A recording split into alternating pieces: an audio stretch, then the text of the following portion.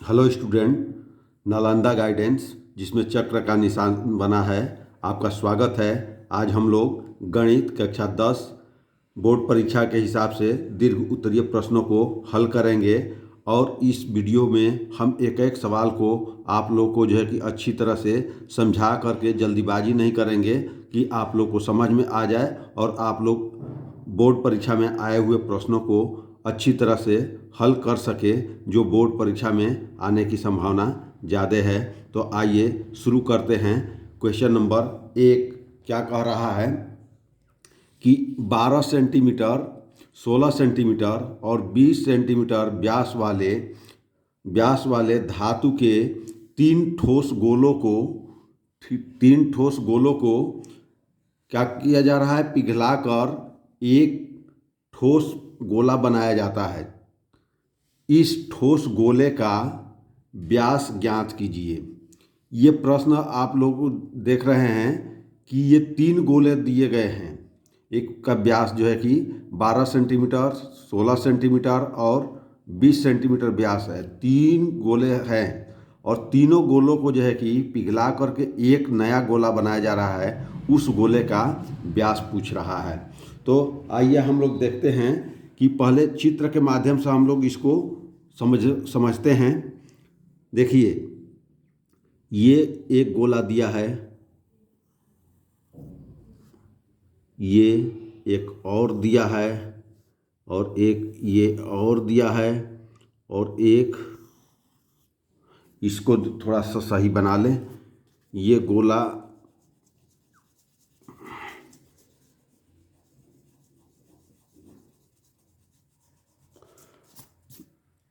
ये जो है कि गोला एक बहुत बड़ा गोला बन रहा है। ये ठीक है, ये गोला आपका ये बन रहा है। तो इसका हम दिया हुआ है, ये हम देख लेते हैं। तो इसका दिया है 12 सेंटीमीटर व्यास।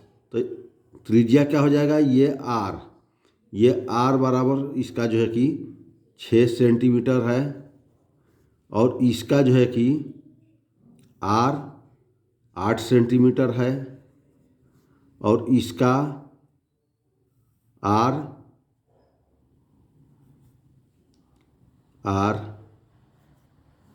ये 10 सेंटीमीटर है। इन तीनों को जोड़ करके प्लस कर देते हैं, प्लस प्लस, और ये बराबर एक बड़ा गोला बन रहा है। ये जो है कि इसका हम रेडियस कैपिटल आर मान लेते हैं, और इसका R1 हो गया, R2 हो गया, ये R3 हो गया। तो इसका जो है कि व्यास पूछ रहा है कि व्यास कितना होगा। इस तरह से देखिए, बड़ा वाला गोला ये है, आप लोग को दिख रहा होगा। अब जो है कि इन तीनों गोलों को, जिसका जो है कि व्यास दिया था, तो व्यास से हमने क्या निकाल लिया, तो प्रत्येक का जो व्यास दिया है, व्यास कितना दिया है, 12 सेंटीमीटर। तो इसका त्रिज्या कितना हो गया, R1 बराबर 12/2 बराबर 6 हो गया। इसलिए दूसरे गोले का लिखेंगे। दूसरे गोले की त्रिज्या R2 बराबर कितना, 16/2 बराबर 8। और तीसरे गोले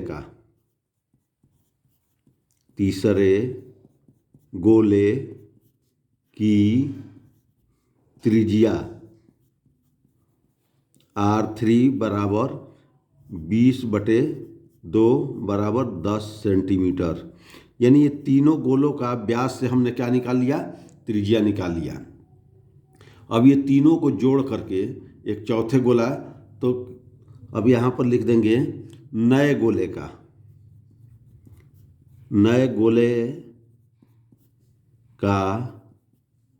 त्रिज्या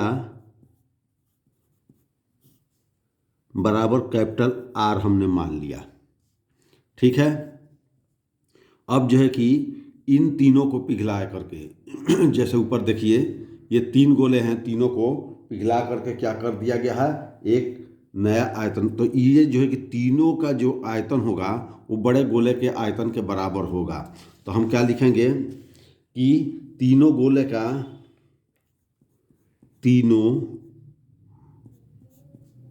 गोलों का आयतन बराबर नए गोले का आयतन, नए गोले का आयतन के बराबर होगा, क्योंकि इसी को पिघला करके बनाया जा रहा है। तो अब हम जो है कि इसका सूत्र लिख लेते हैं और इस सूत्र के आधार पर जो है कि हम इन सबों को जो है कि हल कर लेते हैं। तो पहले गोले के लिए क्या लिख लेंगे, 4/3 पाई r1 क्यूब प्लस 4/3 पाई r2 का घात 3 प्लस 4/3 पाई r3 का घात 3 बराबर, ये बड़े गोले का क्या हो जाएगा, 4/3 पाई कैपिटल R का घात 3। ये जो है कि फार्मूला के तहत हमने जो है कि इसको लिख लिया। अब यहाँ से क्या कर लेते हैं कि अगली लाइन में हम लिख लेते हैं 4/3 पाई कॉमन हो जाएगा, तो इस कोष्ठ में क्या हो जाएगा, r1 का घात 3 प्लस r2 का घात 3 प्लस r3 का घात 3 बराबर 4/3 पाई कैपिटल R का घात 3। अब ये 4/3 पाई और 4/3 पाई ये कट गया। अब मान रख दीजिए, क्या आ जाएगा, R1 कितना है, 6 का घात 3 प्लस 8 का घात 3 प्लस 10 का घात 3, ये एक कोष्ठ में हो गया बराबर R का घात 3। ये जो है कि अब इसका मान सबका निकाल लीजिए। 6 का घात 3 करेंगे तो क्या आ जाएगा, 6 का घात 3 करेंगे तो 6 6 36, 36 6 का 216 प्लस 8 8 64 और ये 512 हो जाएगा और ये प्लस 1000 हो जाएगा, ये बराबर R का घात 3। अभी इसका सबको जोड़ दीजिए तो ये क्या आ जाएगा, 1728, ये 1728 बराबर R का घात 3। तो R का घात 3 इधर कर लिए और इसको इधर ले लिए, 1728। अब ये 1728 कितने का आ जाएगा, तो इसको जो है कि अब हम इसका वर्गमूल निकाल लेते हैं, घनमूल निकाल लेते हैं 1728 का। तो ये आ जाएगा R बराबर, इसका घनमूल निकाल देंगे 1728 का, ये बराबर क्या आ जाएगा, इसमें कर देते हैं 12 गुणे 12 गुणे 12, ये हो जाएगा। तो घनमूल निकालना है तो 1 हो जाएगा, तो R बराबर ये आपका आ गया 12 सेंटीमीटर। ये क्या है, नए गोले का त्रिज्या, ये नए गोले की त्रिज्या कैपिटल R माना गया था, त्रिज्या कैपिटल R बराबर 12 सेंटीमीटर। और सवाल में क्या पूछ रहा है, नए गोले का व्यास। तो नए गोले का व्यास बराबर क्या हो जाएगा, व्यास बराबर 2 गुणे त्रिज्या, तो क्या आ जाएगा, 2 गुणे 12 बराबर 24 सेंटीमीटर। 24 सेंटीमीटर ये आपका आंसर आ गया। यही आप लोग को करना था। सवाल काफ़ी जो है कि आसान है, बस इसको जो है कि केवल फार्मूले पर रखते जाइए, आपका सवाल बहुत ही आसान हो जाएगा। अगला सवाल देखते हैं।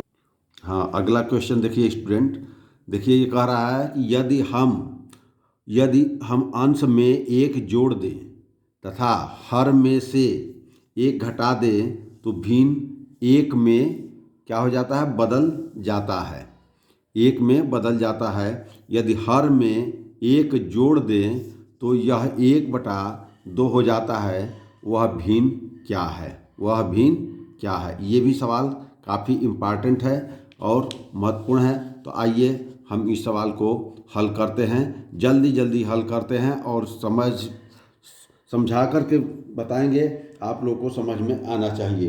तो हम इसको क्या कर लेते हैं कि माना भिन्न का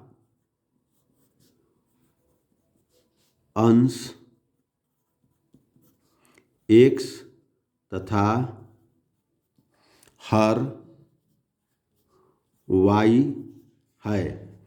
तो भिन्न क्या हो जाएगा, भिन्न बराबर क्या हो जाएगा, x/y। ये जो है कि जैसा कह रहा है वैसा ये हमने आप लोग को जो है कि बता दिया कि माना भिन्न का अंश x तथा हर y है और भिन्न क्या हो गया, x/y हो गया। अब ये जो है कि प्रश्नानुसार, अब प्रश्न में जो कह रहा है कि अंश में 1 जोड़ दे तथा हर में 1 घटा दे। अब प्रश्नानुसार आ जाइए, प्रश्नानुसार, प्रश्न में क्या दिया है या प्रश्नानुसार क्या कह रहा है, x+1 और हर में 1 घटा दे, y-1 बराबर किसने के बराबर हो जाता है, 1 के बराबर हो जाता है। अब इसको तिरछा तिरछी गुणा करके इसको समीकरण में हम बना लेते हैं। तो क्या हो जाएगा, इसके बटे में कुछ नहीं है तो पहले x+1 कर लेते हैं, x+1 बराबर, फिर 1 से इसमें गुणा कर लेंगे, y-1। अब जो है कि इसको एक साइड कर लेते हैं तो क्या हो जाएगा, x-y+1 और इसको भी इधर ले लिए तो ये क्या हो जाएगा, माइनस है तो इधर आएगा तो ये भी प्लस हो जाएगा, बराबर 0। अर्थात x-y+2, या इसको जो है कि उधर ही रहने देते हैं, आप लोग को जो है कि हल करने में आसान हो रहेगा। तो इसको हम उधर ही ले लेते हैं, इसको जो है कि उधर ही रहने देते हैं। तो क्या हो गया, x-y+1 बराबर -1। तो ये क्या हो जाएगा, x-y बराबर, ये उधर जाएगा तो -2 के हो जाएगा, -2। अब जो है कि आप इसको क्या कर सकते हैं, यह समीकरण 1 इसको मान लीजिए, ये समीकरण 1 है। तो पहली शर्त के अनुसार हो गया। अब दूसरी शर्त के अनुसार क्या कह रहा है, आगे देखिए, कह रहा है दूसरी शर्त के अनुसार, कह रहा है दूसरी शर्तानुसार कह रहा कि यदि हर में 1 जोड़ दे, हर में यानी भिन्न क्या है, x/y+1 में 1 जोड़ दिया जाए तो ये 1/2 के बराबर हो जाता है।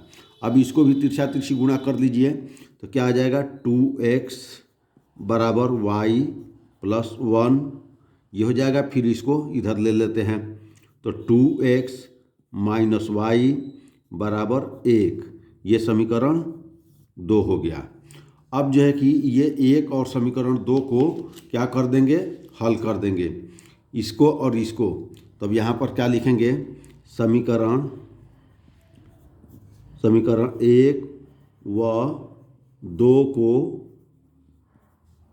हल करने पर, तो समीकरण 1 क्या है, x - y बराबर -2, ये समीकरण 1 हो गया। और ये 2x - y बराबर 1, ये समीकरण 2 हो गया। अब इसको जो है कि हल करते हैं, अब इसको जो है कि क्या कर देते हैं, ये हल करते हैं। अब ये दोनों माइनस माइनस है, लेकिन हम क्या लिख देंगे यहाँ पर, घटाने पर तो चिन्ह बदल जाएगा, ये प्लस है तो माइनस हो जाएगा, ये माइनस है तो प्लस हो जाएगा, ये प्लस है तो ये माइनस हो जाएगा। तो ये y कट गया, ये कट गया, तो ये क्या बच गया, माइनस ये प्लस एक्स और माइनस 2x, तो क्या हो जाएगा माइनस एक्स बराबर -2 और -1 -3 के बराबर। तो दोनों ओर से माइनस हटा देंगे तो x बराबर क्या आ जाएगा 3 आ जाएगा, x बराबर 3।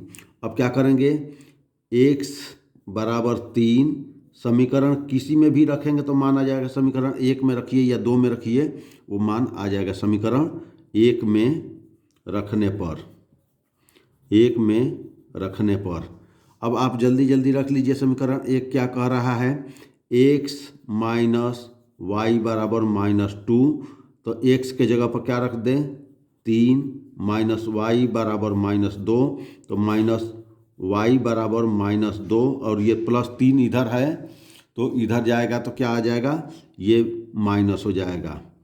तो ये क्या हो जाएगा माइनस वाई बराबर -5, माइनस माइनस दोनों ओर से कैंसिल हो जाएगा तो y बराबर क्या आ गया 5।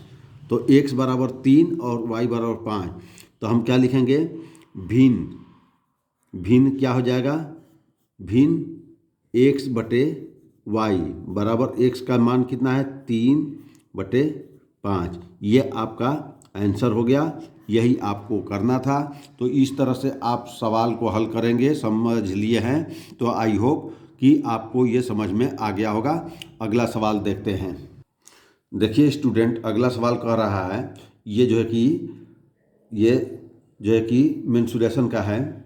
एक बर्तन उल्टे शंकु के आकार का है, इसकी ऊंचाई 8 सेंटीमीटर है, इसके ऊपरी जो खुला हुआ है सिरे की त्रिज्या 5 सेंटीमीटर है, यह ऊपर तक पानी से भरा हुआ है, पानी से भरा हुआ है। जब इस बर्तन में शीशे की कुछ गोलियां जिनमें प्रत्येक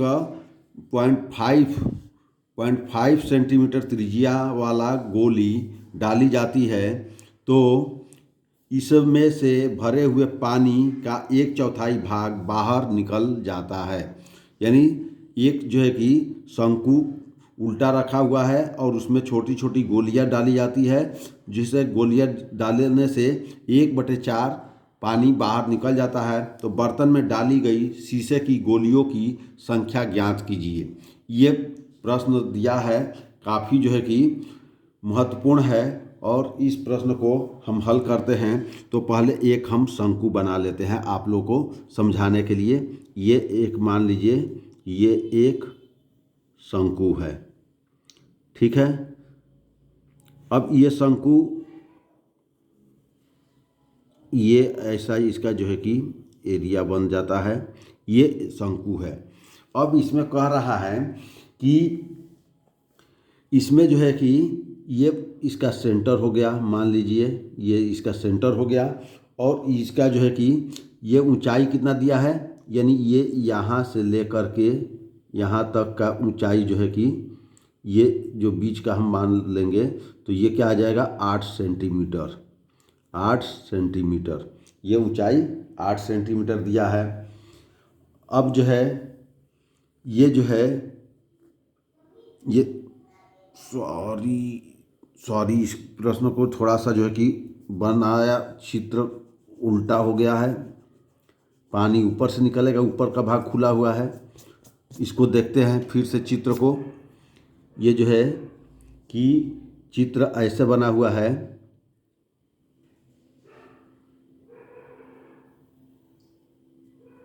ये ऐसे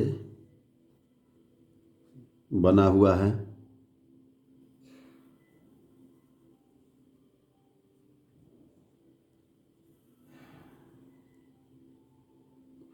ये जो है कि ये शंकु है, शंक्वाकार बर्तन है और इसकी ऊंचाई कह रहा है कि ये 8 सेंटीमीटर, ये जो है कि दिया है 8 सेंटीमीटर ऊंचाई h, और इसकी जो है कि ये सेंटर है ये, और ये त्रिज्या हो जाएगी, ये इसकी क्या हो जाएगी त्रिज्या हो जाएगी।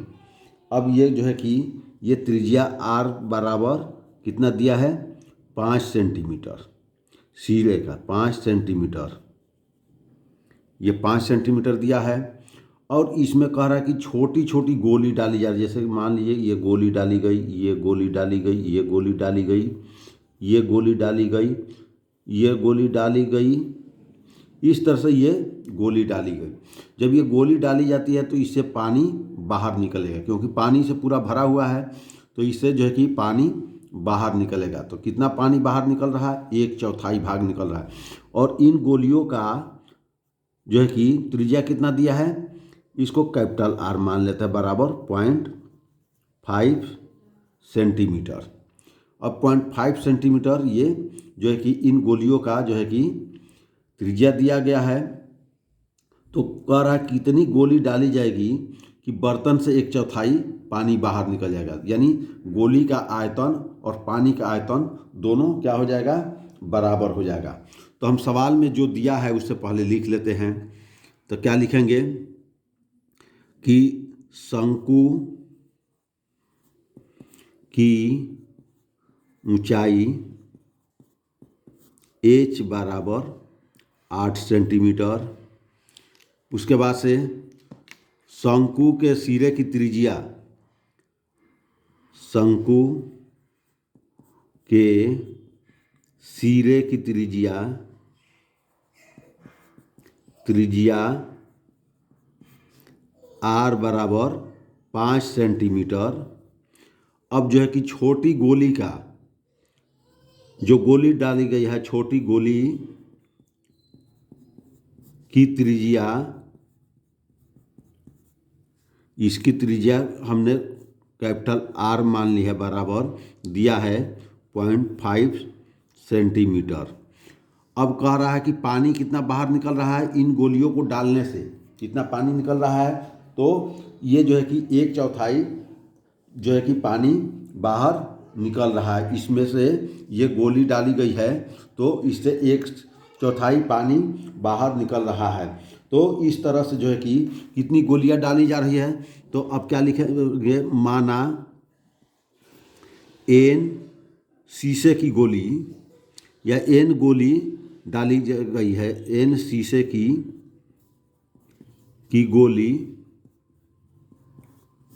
गोली डाली गई। अब जो है कि कितना शीशे की गोली डाली गई है? n।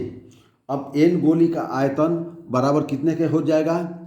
अब लिखेंगे आगे, n गोली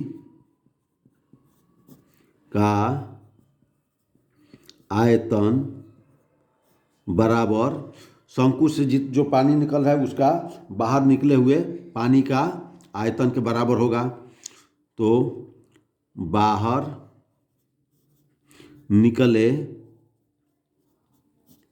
निकले पानी का आयतन किसके बराबर हो जाएगा? ये n गोली का आयतन बाहर निकले पानी के आयतन के बराबर होगा। अब जो है कि हम क्या कर लेंगे कि अब एक गोली का आयतन निकाल लेंगे और उसमें जो है कि इसके जो आयतन है उसका जो है कि क्या कर लेंगे, इसके बराबर कर देंगे तो निकल जाएगा। तो क्या लिखेंगे? यानी n कोष्ठ में कर लेंगे एक गोली का आयतन, एक गोली का आयतन होगा, और एक गोली के आयतन निकाल करके n से गुणा कर देंगे तो ये निकल जाएगा बराबर कितना? 1/4। किसका आयतन? शंकु का आयतन। 1/4 पानी निकल रहा है शंकु से, तो 1/4 गुणे शंकु का आयतन, शंकु का आयतन। अब ये जो है कि 1/4 शंकु का आयतन निकल गया और इसके जो है कि गोले के बराबर हो गया। तो अब क्या लिखेंगे? गोली दोनों है, इसके जो है कि त्रिज्या कैपिटल आर दिया हुआ है और इसका भी जो है कि आर दिया हुआ है। तो हम सूत्र लिख लेंगे, n गोली का आयतन, तो n गुणे 4/3, एक गोली का आयतन, पाई आर स्क्वायर की का घात 3 कर देंगे। ये कैपिटल आर माने हैं तो कैपिटल आर का घात 3 बराबर 1/4। और शंकु का क्या होता है आयतन, 1/3 pi r square h. R square h होगा, तो आर स्क्वायर एच भी दिया हुआ है। अब सबका मान रख दीजिए। तो पहले 4/3 पाई और 4/3 पाई दोनों ओर है, तो इसको क्या कर देते हैं, काट देते हैं। ठीक है, 3 से जो है कट जाएगा और जो है कि इसको जो है कि क्या निकल जाएगा, ये 3 कट गया इस 3 से, और ये 4, ये जो है कि पाई से कट गया, ये पाई से कट गया।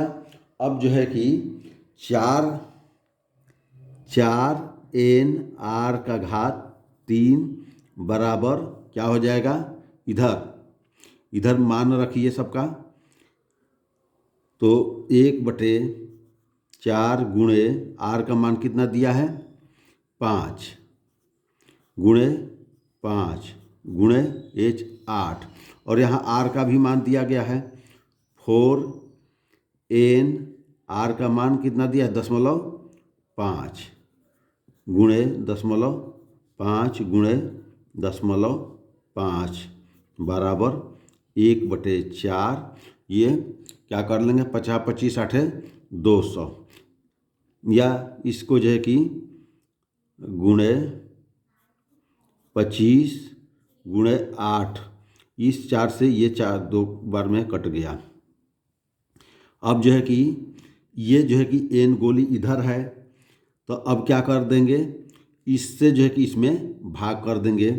तो एन बराबर क्या आ जाएगा, एन बराबर आ जाएगा 25 गुणे 2 बटे 25 गुणे 2 बटे 4 गुणे 0.5 गुणे 0.5 गुणे 0.5। अब इसको क्या कर लेंगे, ये कट गया 2।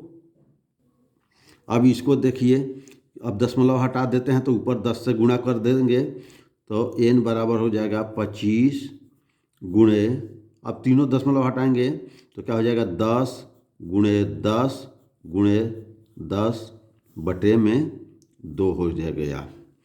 अब जो है कि क्या करेंगे, 2 से इसको काट देंगे, ये 5 बार में कट गया, 5 बार में ये, और ये 0.5 का जो है कि ये 10 से ऊपर गुणा कर दिए हैं, तो ये 5 गुणे 5 गुणे ये 5, 1 5 से ये 1 5 कट गया, और 5 5 25 ये कट गया।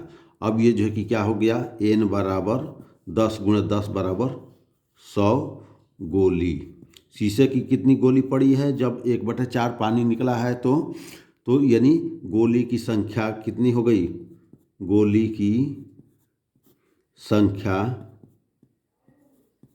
संख्या बराबर 100। ये आपका उत्तर हो गया, और इस तरह से आपका जो है कि ये प्रश्न आपका सॉल्व हो गया। आई होप कि आप लोग को समझ में आ गया होगा। अगला सवाल है, ये भी बहुत इम्पॉर्टेंट है और हर बार परीक्षा में पूछा जाता है। सिद्ध कीजिए करणी में 5 एक अपरिमेय संख्या है। करणी में 5 एक अपरिमेय संख्या है, तो इसको हमें सिद्ध करना है कि ये एक अपरिमेय संख्या है। तो हम इसको क्या करेंगे, हल करते हैं। तो क्या लिखेंगे, सबसे पहले माना क्या लिखेंगे कि करणी 5 एक अपरिमेय दिया है, तो हम परिमेय मानेंगे, इसका उल्टा मानेंगे। करणी 5 एक परिमेय संख्या है। क्या है, परिमेय संख्या। अब परिमेय संख्या किस रूप में लिख सकते हैं, P/Q के रूप में लिख सकते हैं। तो करणी में 5 बराबर क्या लिखेंगे, P/Q, कोष्ठ में कर देंगे Q बराबर नॉट 0, Q बराबर 0 नहीं होगा, तो क्या लिखेंगे, P और वह जो है कि वह Q, P व Q क्या है, सह अभाज्य संख्या है। इसको लिख देंगे सह अभाज्य अभाज्य संख्या। ये लिख देंगे। इसके लिए ये परिमेय संख्या माने हैं करणी 5 को, तो करणी 5 को P अपन Q के रूप में लिख देंगे। Q बराबर नॉट 0, तो P व Q सह अभाज्य संख्या है। अब इसको क्या करेंगे कि तिरछा तिरछी गुणा कर दीजिए, तो क्या आ जाएगा, करणी में 5 Q बराबर P के बराबर हो गया। ये करणी में 5 बराबर P के हो गया। अब जो है कि इसके जो है कि क्या कर देंगे, तो Q बराबर क्या आ जाएगा, Q बराबर P अपान करणी में 5 हो गया। अब जो है कि दोनों साइड का वर्ग करने पर ये लिख देंगे, दोनों ओर का वर्ग करने पर, दोनों ओर का वर्ग करने पर क्या आ जाएगा, Q स्क्वायर बराबर P स्क्वायर बटे 5। ये आपका ये आ गया Q स्क्वायर बराबर P स्क्वायर बटे 5। ये समीकरण 1 मान लीजिए, ये समीकरण 1 इसको मान लीजिए।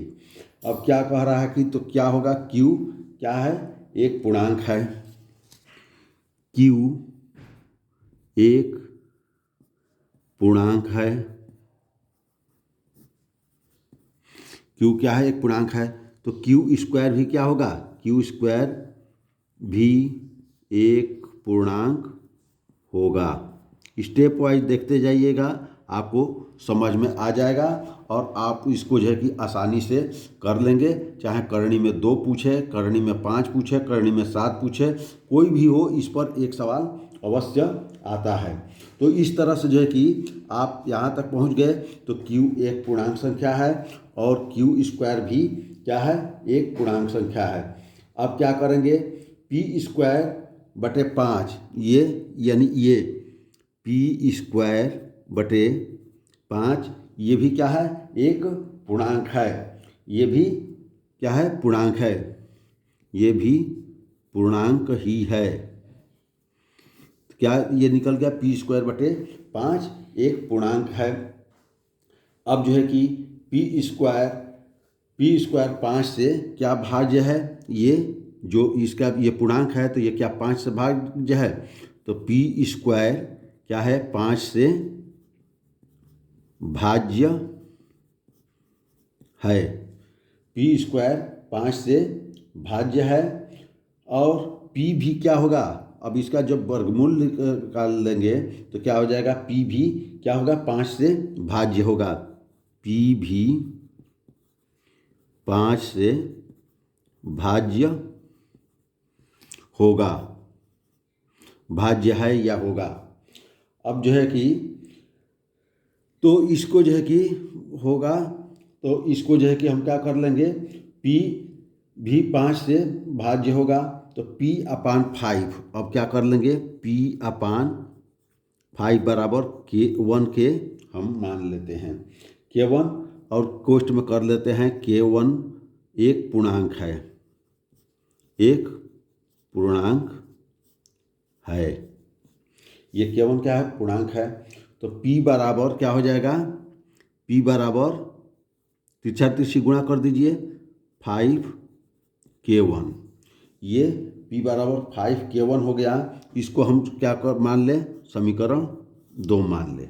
ये समीकरण आपका ये 2 हो गया। यहाँ से इसको मान लिए, तो अब P का मान समीकरण 1 में रख दीजिए। ये P का मान यहाँ समीकरण 1 में रख देने पर P का मान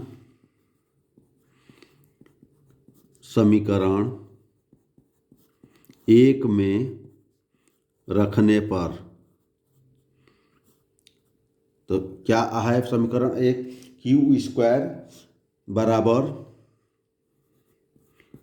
P स्क्वायर बटे 5 है। अब ये कह रहा है P बराबर 5K1 रखना है, तो ये क्या आ जाएगा, बराबर क्या हो जाएगा, 5K1 का स्क्वायर बटे 5 ये हो जाएगा। तो इसको अब क्या लिख सकते हैं हम, 25 K1 स्क्वायर बटे 5, और ये 5 से 5 ये कट जाएगा, तो क्या आ जाएगा क्यू स्क्वायर बराबर, ये 5 से कट गया तो 5K1 स्क्वायर, 5K1 स्क्वायर के बराबर ये हो गया। तो अब क्या लिखेंगे, K1 स्क्वायर बराबर, अभी इसको लिख देंगे K1 स्क्वायर बराबर क्यू स्क्वायर बटे 5, ये इसके बराबर आ गया। अब जो है कि हम इसको क्या कर देंगे, समीकरण 3 इसका नाम दे रहे हैं, ये समीकरण 3 हो गया। अब देखिए समीकरण 1, 2, 3 ये आप लोगों को आई होप समझ में आ रहा होगा। तो क्या लिखेंगे कि K1 एक पूर्णांक है, तब क्या लिखेंगे, K1 एक पूर्णांक है, K1 क्या है, एक पूर्णांक है। तो K1 एक पूर्णांक है तो K1 स्क्वायर भी एक क्या होगा, तो K1 स्क्वायर भी एक पूर्णांक होगा, क्योंकि जब K1 एक पूर्णांक है तो K1 स्क्वायर इसका स्क्वायर भी करेंगे तो वो भी क्या होगा, एक पूर्णांक ही होगा। तो अब जो है कि क्यू स्क्वायर क्या है, 5 से भाज्य है, क्या है, क्यू स्क्वायर 5 से भाज्य है, तो क्यू भी क्या होगा, 5 से भाज्य होगा। ये आप लोग को समझ में आ रहा होगा कि क्यू स्क्वायर 5 से भाज्य है तो क्यू भी क्या होगा, 5 से भाज्य होगा। अब क्यू अपान 5 कर लेते हैं, क्यू अपान 5 बराबर किसके मान लेते हैं, K2 के बराबर मान लेते हैं। ये K2 के बराबर, K2 क्या है, एक पूर्णांक है, K2 एक पूर्णांक है। तो अब यहाँ पर इसको भी क्या कर लेते हैं, Q का मान निकाल लेते हैं, तो Q बराबर क्या हो जाएगा, Q अपन 5 बराबर K2, तो Q बराबर 5K2 के हो जाएगा, तिरछा तिरछी गुणा करेंगे तो Q बराबर 5K2 के हो जाएगा। अब जो है कि ये समीकरण जो है कि कौन सा हमारा निकल गया, ये समीकरण 4 निकल गया, ये समीकरण 4 हो गया। अब ये जो है कि समीकरण 4 को क्या करेंगे, समीकरण 2 व 4 को, यानी इस समीकरण को और ये 2 समीकरण निकला है, इसको जो है कि हम क्या कर लेंगे, हल कर लेते हैं। तो क्या लिखेंगे, समीकरण 2 व 4 को हल करने पर, तो ये समीकरण 2 और 4 क्या है, P बराबर, समीकरण 2 है P बराबर 5K1, और समीकरण 4 क्या है, Q बराबर 5K2, Q बराबर 5K2। ये P और Q, और इसमें क्या उभयनिष्ठ है, इन दोनों में ये 5 जो है कि उभयनिष्ठ है। तो ये क्या हम लिख देंगे कि 5 क्या हो रहा है, दोनों में उभयनिष्ठ है, 5 दोनों में उभयनिष्ठ है, 5 क्या है, दोनों में उभयनिष्ठ है। अब P और Q एक उभयनिष्ठ गुणनखंड, अब ये जगह थोड़ा सा अब इधर हम आ जाते हैं इस एरिया में, कि क्या लिख देंगे, P और Q, यहाँ पर लिखेंगे P और Q, जो पहले माना गया था उसको हम क्या लिख देंगे, P और Q का एक उभयनिष्ठ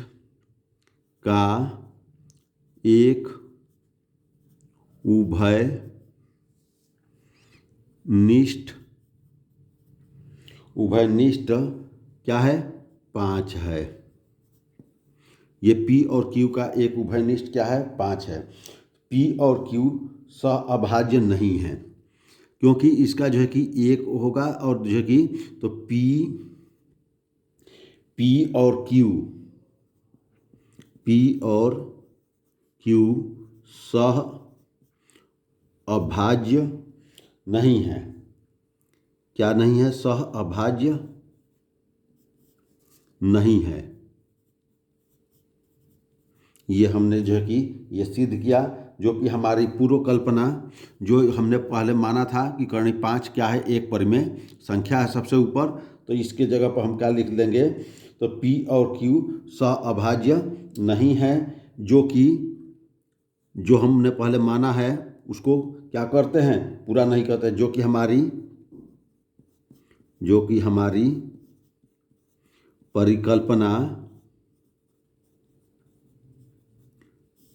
परिकल्पना का विरोधाभास है। परिकल्पना का विरोधाभास है, यानी इसका भी ये विरोध करता है, विरोधाभास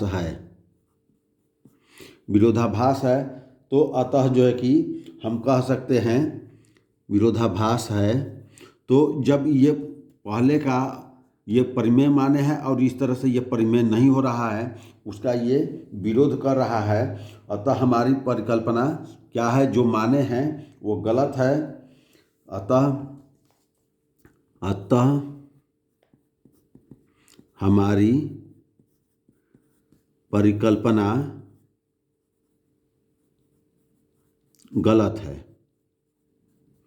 गलत है, यानी हमने परिमेय माना था तो वो परिमेय नहीं है। तो क्या हो जाएगा, तो कर्णी 5 एक परिमेय नहीं है। तो ये कर्णी 5 एक परिमेय संख्या नहीं है। तो क्या है कर्णी 5, तो कर्णी 5 एक अपरिमेय संख्या है, एक अपरिमेय संख्या है। यही सिद्ध करना था कि कर्णी 5 एक अपरिमेय संख्या है। तो इस सवाल को भी आप लोग समझ लिए होंगे और ये प्रश्न परीक्षा के लिए काफ़ी उपयोगी है, काफ़ी महत्वपूर्ण है। इसे आप लोग प्रैक्टिस अवश्य करिए। अगला सवाल भी ये भी काफ़ी महत्वपूर्ण है, ये भी परीक्षा में बार बार आता है, केवल यह कि डिजिट चेंज हो सकता है। कह रहा है कि निम्न समीकरण युग्म में बदल कर हल कीजिए। दिया है 10/x + y + 2/x - y = 4, और दूसरा समीकरण कह रहा है 15/x + y - 5/x - y = -2 के है। तो इस समीकरण को युग्म में बदलकर हल कीजिए। तो इसको हल कैसे करेंगे, तो हम क्या करेंगे, इसको हल करने के लिए हम मान लेते हैं, क्या मानक लेते हैं, तो इसको बदले में हम क्या लिख सकते हैं, 1/x - y = a और 1/x - y = b। इसके जो है कि बराबर हमने ये मान लिया। ये क्या किया है, यहाँ पर लिख लिया माना। ये माना, ये इतना बराबर इतना। तो अब इसको जो है कि हम क्या कर लेंगे, समीकरण 1 व 2 मान लेते हैं। तो ये जो है कि समीकरण 1 इसको मान लिए और इसको समीकरण 2 मान लिए। अब इसके जो है कि जो ऊपर दिया गया है उसमें जो है कि इसके हम मान रख देते हैं। तो ऊपर वाला समीकरण कितना कह रहा है, 10x + y = 1, ये दिया है। तो ये जो है कि इसके बराबर 1, तो ये 10 से गुणा हो जाएगा। तो क्या हो जाएगा, 10 × a प्लस क्या हो जाएगा, 2 × b। ये एक समीकरण हो जाएगा। तो ये क्या हो जाएगा, 10a + 2b। ये 10a + 2b बराबर कितने का दिया है, और ये जो है कि दिया है 4 के। तो यहाँ बराबर 4, ये आपका समीकरण हो गया 3। ये समीकरण 3। अब इधर वाले में क्या कर लेंगे, तो इधर वाले में भी क्या हो जाएगा, 15 गुणे a माइनस 5 गुणे b बराबर -2। ये इसका हो गया, तो ये क्या हो जाएगा, 15a माइनस 5b बराबर -2 समीकरण 4। ये समीकरण 3 और समीकरण 4 निकल गया। अब समीकरण 3 और 4 को क्या करना होगा, हल करना होगा, तो a और b का मान आ जाएगा। अब देखिए यहाँ 10a प्लस 2b है और यहाँ पर 15a माइनस 2b है बराबर -2। ये समीकरण 4 है। अब समीकरण 3 में क्या कर देंगे, हर में जो है कि या तो इस a को बराबर कर लें या तो b को बराबर कर लें। तो इस तरह से जो है कि समीकरण 3 में अगर हम जो है कि 5 से गुणा कर दें और 4 में 2 से गुणा कर दें तो जो है कि क्या हो जाएगा, हल हो जाएगा। तो क्या लिखेंगे, समीकरण 3 में कैसे गुणा कर दें, 5 से गुणा, तथा समीकरण 4 में कितने से गुणा कर दें, 4 में 2 से गुणा कर हल करने पर, गुणा करके हल करने पर तब क्या लिखेंगे, इसमें 5 से गुणा करना है, किस वाले में, समीकरण 3 में। तो समीकरण 3 में गुणा करेंगे तो ये क्या हो जाएगा,